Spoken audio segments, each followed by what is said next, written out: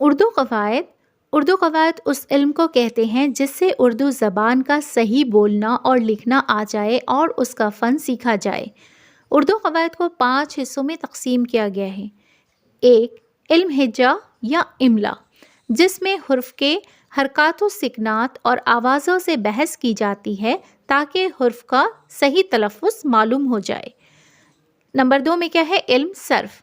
علم صرف وہ علم ہے جس میں بامعنی الفاظ کے حرفوں اور حرکتوں کی تبدیلیوں کے طریقے سے بحث کی جاتی ہے۔ حرفوں کے الٹ پھیر سے کس طرح الفاظ بن جاتے ہیں۔ نمبر 3 میں ہے علم نحو، جس سے کلمات کی ترکیب، ان کا آپسی تعلق، تربیت اور ان کو علیحدہ کرنے کا طریقہ معلوم ہو۔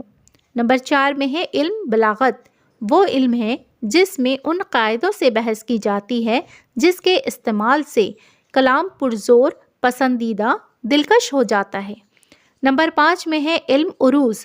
علم عروض وہ علم ہے جس میں ان اصول و ضوابط اور قواعد کا بیان ہوتا ہے جن سے اشعار کہنے کے طریقے معلوم ہوں اور اشعار کی صحت کی غلطی کے پرکھنے کا شعور اور ذریعہ ہو جائے۔